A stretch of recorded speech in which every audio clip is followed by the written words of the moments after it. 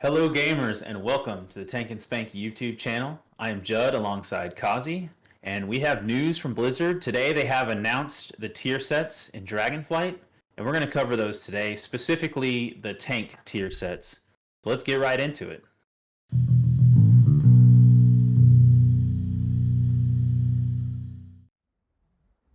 All right, so let's get right into the news of the day. The tier sets have been announced, but first, I want to go over what Blizzard put out. They put out a statement along with it, talking about their ideas, how they design these tier sets, what their thought process was going into it, and essentially they acknowledge that the way that your class is going to play is going to change in Dragonflight with the talent systems. There's a lot more flexibility, a lot of pick and choose on what you can and can't do, and they didn't want the tier sets to affect your choice. So they wanted them to be very non-intrusive to the actual talent tree. So you're not going to see things that are specifically going to buff, like capstones, for instance, because they don't want to force you into one capstone. You should be able to choose whichever one you want for the content that you're doing, and your tier set needs to work for all content. And so this is the idea behind the design. So they're going to be very simple. They're not going to be as flashy as they were in Shadowlands. They're not going to be complicated.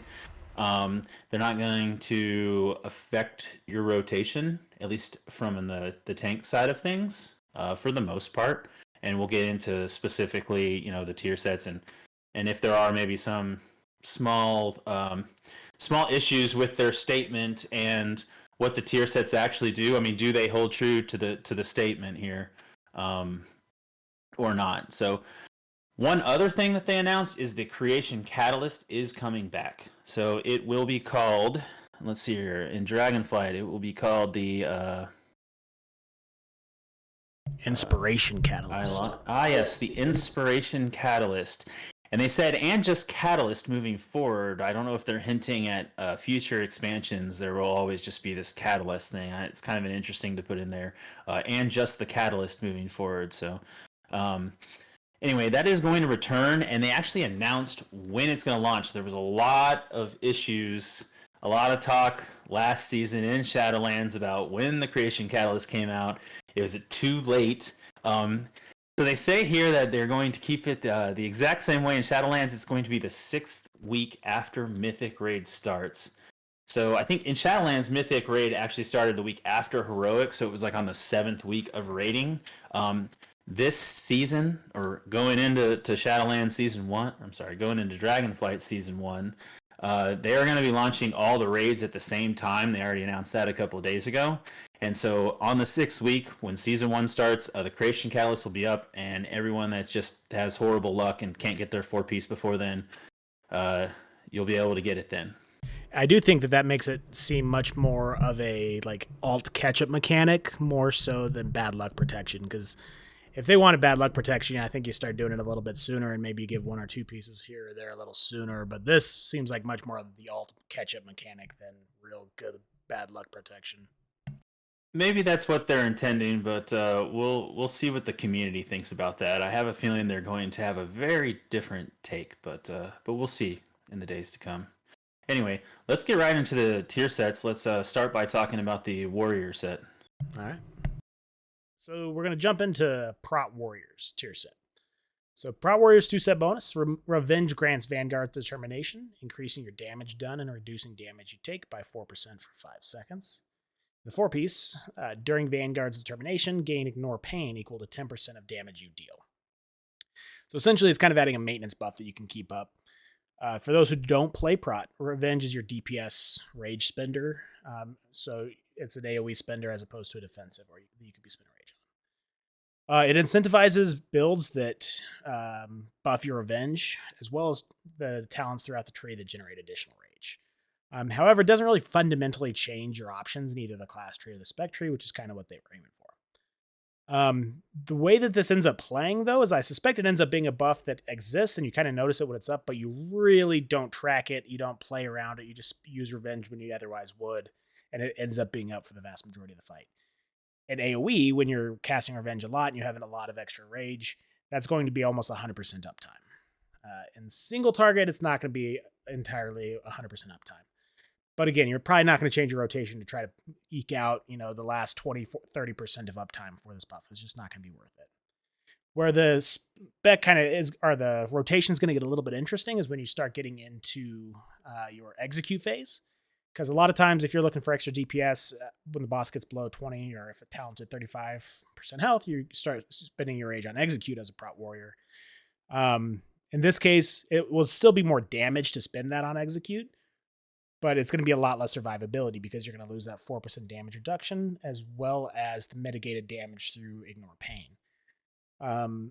So that's kind of going to be a little bit more of a choice in the playstyle, whether you spend that rage on revenge or whether it stays on or goes into execute for a little bit more damage. Moving on to Prot Pally. Yeah, absolutely. So the Prot Pally tier set is as follows. So the 2 set is Avenger Shield, grants you versatility of light, which is a buff that just increases the versatility of yourself and your closest ally by 4% for 4 seconds. It is kind of interesting that it's your closest ally, which is most likely going to be your co-tank, let's be real. And this combines with the 4 set as casting Hammer of the Righteousness or Blessed Hammer, which I would always recommend Blessed Hammer at this point, to increase your parry chance by, it just says X% amount and Y seconds. We don't yet have those percentages on how much it's going to increase your parry or for how long it's going to be, but it does extend the duration of that versatility of light buff by 1 second. It's a pretty cool 2 set. Honestly, I like the fact that it does buff somebody else in your party member. That's kind of one of the class fantasies of the Paladin, right? Is like it's always looking out for the team. It's got all kinds of utility buttons to help out others, and the tier set kind of feeds into that as well. As far as what kind of uptime you're going to get on this, it's looking like, depending on how the overlapping works, if it actually adds 4 seconds every time you're going to hit Avenger Shield, or if it resets it, you could be looking at anywhere from 50% and then upwards. Almost, if it resets the buff, you could probably get pretty close to 100%. Just if you have 100% uptime on the boss as well, you can keep casting those Blessed Hammers. You can keep casting Avenger Shield. This also should work with your Divine Toll, and then if you spec into the Resonance. So this is kind of where they talk about when Blizzard says that they don't want you to pigeonhole you into a capstone. They're not necessarily doing that here, but it definitely synergizes with that capstone. And I feel like even in a single target situation, you're going to want to be taking Divine Toll just to keep this buff up as much as possible. Let's see. Yeah, and that pretty much. Yeah, sorry. Go ahead, man. Well, I do want to say that the whoever designs Paladins really seems to like the mini games, because between this and of Dusk and Dawn, right, like those are 2 kind of little mini games where you have to manage these buffs and manage your holy power, kind of to give yourself these extra, just to get yourself some extra damage or some extra DR. So that's kind of one interesting thing about this design, about this tier set that's kind of different from others. I also think you can kind of compare it to Dancing Rune Weapon from the previous season in Season 4 for Blood Decay, where you're constantly spamming Heart Strike to try and maintain a Dancing Rune Weapon, where you're just going to have this 100% uptime on Dancing Rune Weapon. I don't see this quite playing out like that. I don't know if you're going to get all the way to 100% uptime, but I will say that it's less punishing if this buff drops as compared to Dancing Rune Weapon. So in that situation, it's not like you're going to be forced to, or you're going to be feeling pressured to make sure you manage your Blessed Hammer charges, because it's 3 charges on a 6-second recharge. I don't feel like you're really going to have to play around this buff. It's just kind of going to be something that's there and that's passive and that provides some extra defensive for you and your co-tank, which for Prot Pally right now is nice. Yeah, it's not like Dancing Rune Weapon, though, where it's a 60% parry you're losing out on if it drops off. You're just losing out on a little bit of verse for you and your co-tank. So pretty much 4% verse, and then whatever kind of parry percent we're getting there as well.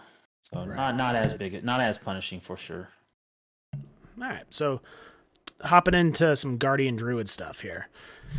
The 2-set bonus is Gore has a 5% increased chance to trigger. Gore also increases Mangle's damage by 10%. And then Mangle and Thrash deal 5% increased damage. Mangle heals you for 100% of the damage it deals is the 4 set. Going to assume that this is an additive bonus, so instead of Gore being a 15% chance to proc, it'll be a 20% chance to proc. If it's multiplicative, I don't even want to get into how bad that would be. So in order to talk about how much I dislike this tier set, you kind of have to talk about Guardian Druid and where they are and where they've been on the alpha and beta a little bit. So they have the tier set that was kind of designed pretty early on. And the entire time that we've had it, the build that most of the Guardian Druid community has been excited about is this Galactic Guardian Moonfire build. So you're getting a lot more power from your Moonfire. There's some quality of life changes where you're receiving a lot of healing from your Moonfire, and you're also getting, and your Moonfire is applying to multiple targets. You're getting a lot of extra arcane damage. And that is kind of addressing one of the major issues that Guardian Druids have on live, is that you still have Incarn. So during Incarn, you're still going to be very tanky.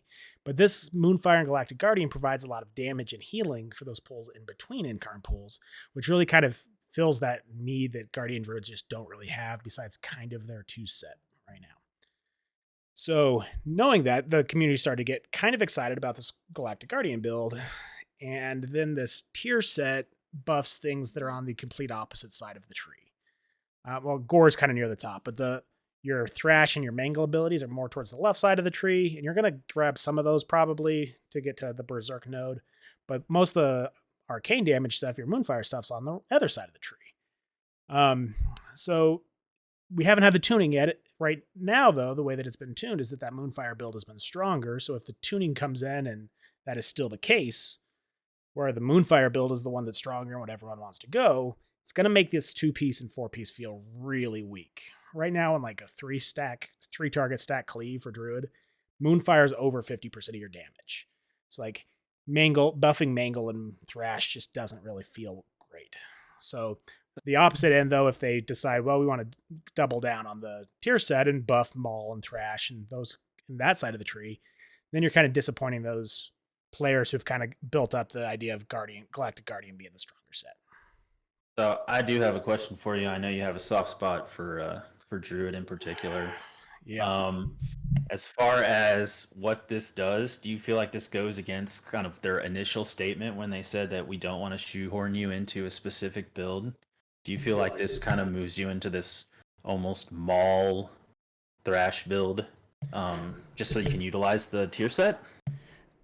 It's going to be the opposite, I think. Unless the tuning changes dramatically how it's set up right now, it's not going to be that it pushes you into that. It's that you're not going to go onto that side of the left side of the tree, and this tier set's just going to be, a 10 or a 5% buff to a spell that does 10% of your damage, and it's going to be almost no overall damage buff. So okay, so a steaming hot glass of dog water. Got it.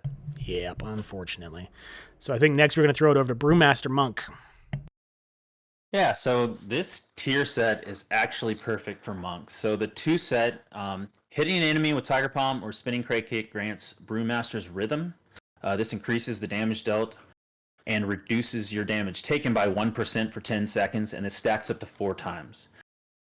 Tiger Palm, Spinning Crate Kick in AoE situations, or Tiger Palm in single target situations, Spinning Crate Kick in AoE situations.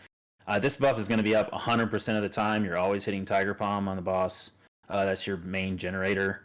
So basically, Monk is just getting this 4% DR, which I feel like they really need.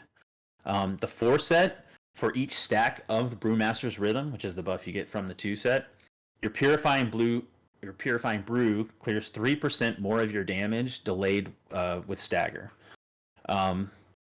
This also just works really well into the kit because Monk already has a lot of buttons that you really need to be proactive. I mean, that's how you're tanky on this thing. You have to get in there with your low cooldown DRs, your Diffuse Magic, Dampen Harm, Celestial Brew. You need to get those shields up before the damage comes in. You can't react.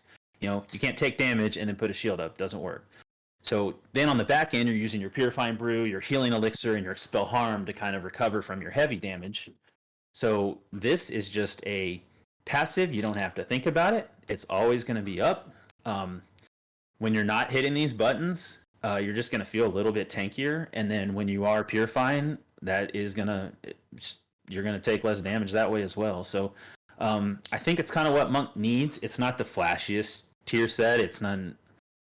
I think it does actually stick to what Blizzard said when they don't want to shoehorn you into a build. This has nothing to do with how you build at all. Now there may be some smaller interactions, for instance, with Nizao, if the purifying brew increases his damage on his stomp. So if those interactions happen, there are maybe some ways to kind of to game it to get a little bit extra damage out of this set. But other than that, it's just passive tankiness for brewmasters, which I really think they need. Yeah, this seems like one of those ones that's going to be pretty strong in Mythic Plus as well. A lot of these sets seem to be a little stronger in Mythic Plus than they are in Raid. Yeah, I think Brewmaster's already a really strong tank, so putting just a strong tier set on top of him, give him a little extra tankiness, just makes him that much better. I mean, this is looking like an S tier tank to me, at least right now. We'll obviously see where the damage tuning sits. I mean, that's really what it's going to come down to is what does in a raid situation, how do you fill the gaps with your raid buffs with your tank, and then how much damage can you get out of that tank spot while still being able to survive? So, all right. So next we'll jump into Blood. So Blood's 2-set bonus. When a Bone Shield charge is consumed, you have a 20% chance to generate 1 rune. After 10 Bone Shield charges are consumed, gain 10% damage and haste for 10 seconds. So overall, I really like this tier set. There's one major issue with it we'll talk about in a second, but the 2-piece goes a long way in taking away some of the sting of all of the rune regeneration that you're losing. So you're losing Shackle the Unworthy when you're coming into Dragonflight. You're also losing just massive amounts of haste. The haste values are going to be a lot lower at the start of the expansion. And this 2-piece is going to just passively give you more runes every few seconds, or about probably 1 rune every 15 seconds or so on average. So Bone Shield, for those who don't know, has a 2-second internal cooldown. So you get it auto attacked, you drop a stack of Bone Shield. There's 2.5 seconds before you can drop another one. Additionally, the Tombstone is going to be pretty much a mandatory talent this tier with some of the different interactions in the tree. And that once per minute, you can drop 5 stacks all at once. So between those 2 iterations and AoE where you're taking a bunch and you're getting auto attacked constantly, you're probably going to end up having this buff up about 1/3 of the time. In single target, it'll be less than that. It'll be kind of dependent on how often the boss is auto attacking, because if the boss auto attacks once every 4 seconds, then you're not going to drop nearly as many charges. So you'd have the buff up a little bit less. This is another one of those buffs that I don't think is going to affect how you're playing. I don't think you're going to save Tombstone for when you can use it to make sure you've got this buff during Dancing Rune Weapon. Overall, it's just not going to be worth losing uses of Tombstone or changing how you play to try to cheese this buff to make sure it lines up at the same time. When the buff's up, it'll feel great, but I don't even think it's something I'm going to track on my bar. The biggest issue with this tier set, though, is for raid encounters when you're not actively tanking the entire time. So if you're not tanking, you don't have a tier set. You're not dropping Bone Shield charges, and you're essentially never going to get this buff or get these extra runes. Same thing goes if we end up with a fight like Shyvana, where she shoots a bow and it doesn't count as an auto attack, so you never drop Bone Shield charges. Sylvanas. Shyvana is a League of Legends champion. Yeah, different dragon. But, All right, sorry. But a dragon, so yeah, you're on the right track. But Sylvanas, not Shyvana. Yeah, so Sylvanas. If you get a fight like Sylvanas where she shoots instead of auto attacking, you're not going to drop stacks, and you're not going to really get any use at all out of this tier set bonus. Haven't yet to be seen whether we have one of those in the raid. We haven't yet, but we've only tested 5 of the 8 bosses. So the last tier set then is going to be. Oh, sorry. Go ahead. Well, that is an interesting downside there, and that is the only tier set where you actually have to be getting hit in order to trigger. One other note is when talking about, again, going back to what Blizzard said, they don't want you to shoehorn you into a specific build. Tombstone is pretty far. I mean, it is in the lower section of the talent tree. Granted, you don't have to have Tombstone in order for this to function, but it really seems to help out a lot, being able to kill 5 bone, shield charges on demand. That's kind of baked into this set a lot, with the fact that Dancing Rune Weapons cooldown is still reduced by Bone Shield charges as well. As long as that's the case and you're able to significantly reduce the cooldown of Dancing Rune Weapon by 25 seconds for a 2-minute cooldown every single time, that's going to continue to be the play until something like that changes or another tier set comes in that dramatically changes how the spec works. Yeah, it seems like they're kind of banking on Tombstone being a strong talent, or at least the tier making Tombstone a strong enough talent combined with just the regular kit that you're going to take it anyway. So I guess we'll have to see then if there's ever a situation in which you'll take Mark of Blood over that. I mean, that's the choice noid that you're looking at. So yeah, not unless there's some serious changes. It was even before the tier set, it was going to be taken 100% of the time. So now it's definitely not. But which may be off. Maybe that's off topic getting into actual the class design. But when that is kind of a glaring. At least it sticks out to me just looking at the tier sets and looking at the talent tree. Right. All right. So the last one, we're going to hop into Vengeance. Okay. So yeah, Vengeance Demon Hunter. So the 2 set, Shear or Fracture, deals 20% more damage, generates 20% more Fury, and it has a 15% chance to generate an additional Soul Fragment. The 4-piece is the Spirit Bomb and Soul Cleave have a 12% chance to deal 50% more damage and cause targets that they hit to deal 15% less damage to you for 8 seconds. Few interesting things about this tier set. So, just to note, just accounting for the 20% additional damage from Shear, which I would recommend, or I would actually recommend Fracture over Shear. From at least the way I like to play, I like the 2 guaranteed soul fragments when I press my generator. But just accounting for that, it's looking like about a 2% damage increase. That plus if you're just playing baseline Shear, that's an additional 2 Fury every time you hit the button. If you're playing the Shear Fury, which is a talent close to the top of the tree, it's going to be full. It doubles that, so you'll get 4 extra Fury. And then if you are playing Fracture, then you're going to get 5 extra Fury when you press this button. So, like I said, I prefer Fracture just because I like the guaranteed Soul Shards. I can press Fracture, and then I know I can press Soul Cleave if I need it right after that, or Spirit Bomb, depending on what I'm doing.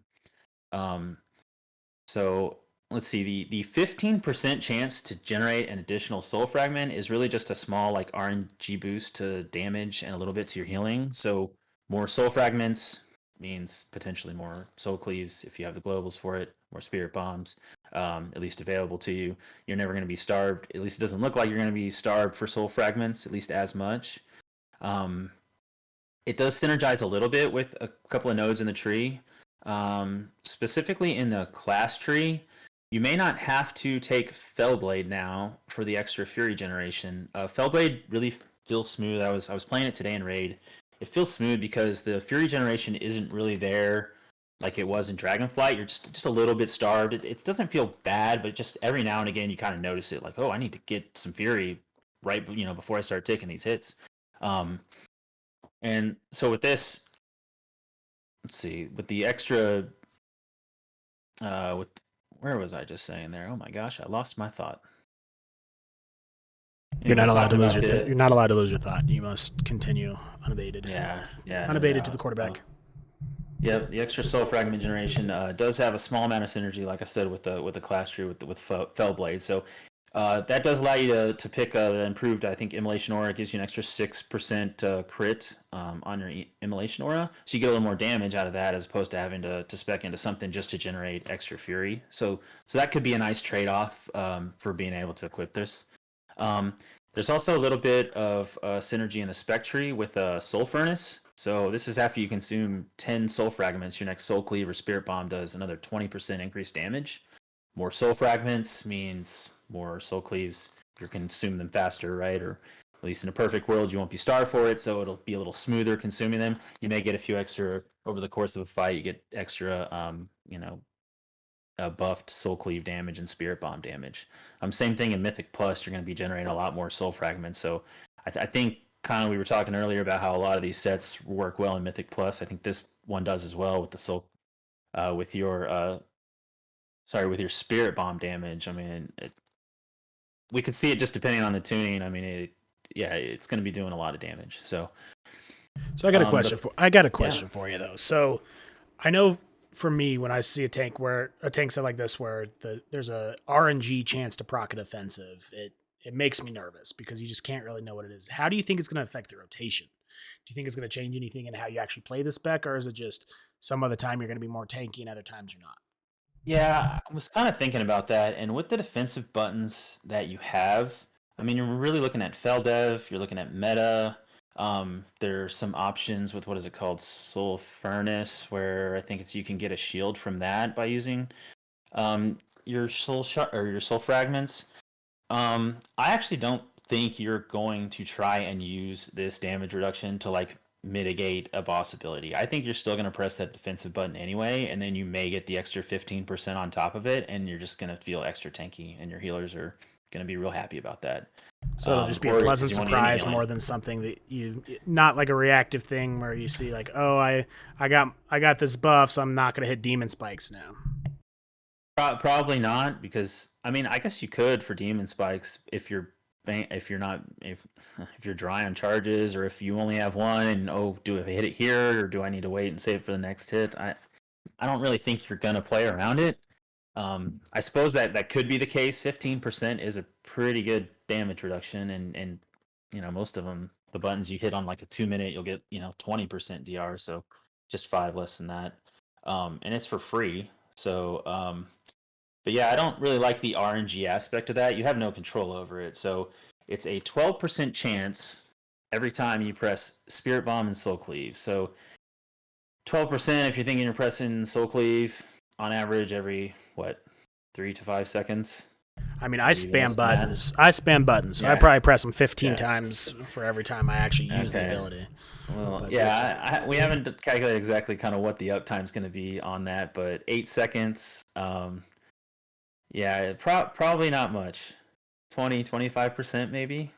Yeah, probably about that. I don't know. But I don't have a calculator for a brain, though. Be one of those things where you need a giant weak ore that like, hey, idiot, don't press another defensive because you already got one right in your face. But yeah, maybe, but I don't think so, because honestly, like with buttons like Feldev and Meta, you might as well just hit them for damage then. So you're going to hit them anyway. The only one might be Demon Spikes, because that one doesn't increase your damage. I've been playing too much Warrior where you want to mitigate everything. So. Yeah. Although then again, I could say there are with the Demon Spikes, there are a couple of abilities in the tree that does allow that to do damage. Actually, there's one, so the reflective damage. All right, Demon Spikes now offensive ability for Demon Hunters. Got it. Yeah. All right. Well, that brings us to the end of our list of tanks. We went through the tier sets. Again, it's not going to be anything that's hugely impactful. That was never going to be the intent. That's what we would prefer. A little bit of vanilla, but that's okay. Overall, we're pretty impressed with how the tier sets worked, with the exception of my dang Guardian Druids. Yeah, I think there's definitely some winners and losers here. Like I said, I think Monk is a winner for sure. I think Demon Hunter is maybe a little bit of a loser in this. Although then again, if it increases their damage, maybe they do win. That's going to be tuning dependent, I think. And then Paladin, I think, is a winner as well. So I like at least the ones that the tanks I tested. I like where they're sitting right now. Yeah, no, I think I keep testing different classes, but keep coming back to Warrior. So I think Warrior made out pretty well today. Blood Decays is also going to be pretty impactful, especially Mythic Plus. So. All right. Well, we almost listed them all, so there we go. Keep an eye on the channel. If you liked the content, please like and subscribe. It helps a lot. We're going to be getting out the videos for the rest of the raid testing over the next few days. We've got the first 5 bosses down, and they're just probably going to be releasing normal in the next few days. So we'll be going through that as well. Yeah, we've got testing. We've got guides. Definitely like and subscribe. Appreciate that.